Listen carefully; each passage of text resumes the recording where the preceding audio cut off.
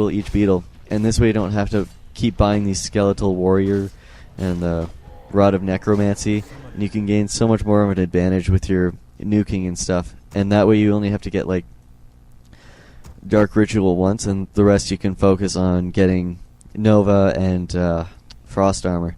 Having a problem with these spell names right now, but it's all good. One thing that he does do that's different from me, because he is going a Death Knight, is the fact that he went ghouls first. Ghouls are very powerful and they're good against raiders, which is my problem with going fiends first, because they have pretty much a basis of an army that will counter it. I mean, grunts and raiders is a perfect counter to fiends. It's kind of hard to go fiends first anyways, so I like his little ghoul first thing. If you do have Crypt Lord with beetles, I kind of recommend going ghouls anyways. This way you can speed up your tech, and you can make sure that that you always have a meat shield up front, and you do have a more solid counter to raiders than relying on your summons to do this.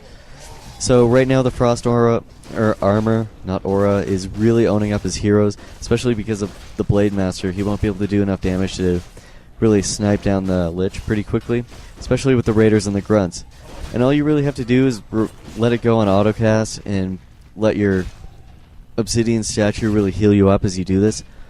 Also, it's great to fend off tier 2 pushes, because really what's a bitch about the tier 2 push is they just ensnare and focus either your Lich or your Death Knight, or possibly Fiends. Pretty much whatever is your main damage output, they focus it down really quickly, because Orc has the ability to do that, I guess. They have no real need for any unit positioning, just because raiders are, well, just because their entire army is melee. And even later on, if they do go mass air, it's kind of a bitch to be able to counter, because they don't have to really worry about positioning. All they have to do is fly it over, trees and stuff. So yeah, it's always good to have the frost armor, just because it saves your heroes. And tier 2 pushes really get pointless at this point. And what really happens is that the undead army will have so much more damage output, because everything is slowed, that you'll be able to really mess with their minds and stuff. So another great thing that Axelab does is he sets up an expo, which is perfect with this frost armor. The fact that he can A, counter a tier 2 push, and B, be able to defend himself from anything and still be able to set up an expo is really good for Axelab right now. Especially, it's good for any undead player. If you can do this, go ahead and set up the expo. It is a perfect way to counter theirs, because the undead or the orc will always try and set up an expo. They find that it's really their only real counter to the fact that you can nuke the crap out of anything. Also, good thing to notice, he did get the burrow upgrade, which is great for Fiend Micro. It makes you have to rely a lot less on your coils, which means you can conserve more mana for offensive coiling, like he did there. I think a mistake that Kiwi did is he focused a bit too much on the tower, and he should have focused a lot more on the Obsidian statue, just because statues are really the greatest unit alive. It's kind of like having a Brilliance Aura on crack, and you also have the fact that it heals you like 10 HP every couple seconds. It's like having a bunch of priests, which don't heal as much, and a Brilliance Aura, which is great, A, for frost armor, and B, for the fact that you can be able to coil everything and you won't have to coil as much. Also, it synergizes great with the whole Banshee thing, which is always incredible. Because if you have the anti-magic shield, their shockwave / stomp or whatever they have becomes a lot less effective. And I guess their positioning against you. And what I mean by that is the fact that they can... Oh, he loses a ghoul. Too bad. Is the fact that they can ensnare your melee units and run up and behind and focus on your fiends.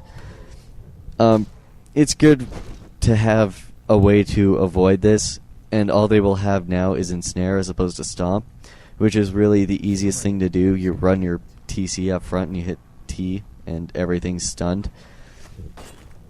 Also, a good thing to point out is that the ensnare and the focus firing on the heroes, look how little damage is happening to this Lich. Even if he did use Stomp right then, which he didn't have the mana for, it probably wouldn't have died because the Death Knight will only have to coil like once every, I don't know, like few minutes or something. It's pretty ridiculous. I didn't crunch the numbers or anything, so don't quote me on this.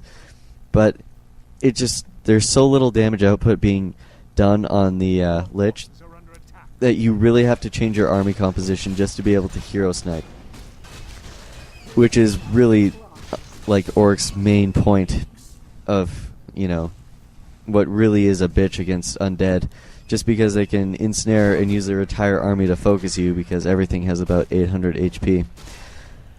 So you'll notice that Kiwi is starting to set up a Spirit Lodge, which is where he's now figuring out, crap, I can't continue doing this. He's also built a couple Kodo Beasts. Really, I wouldn't have recommended doing that. Excuse me. I would have invested more money in something like a second barracks or a tier 3.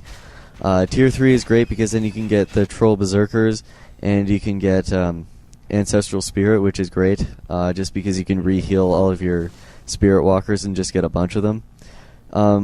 Just random note of advice.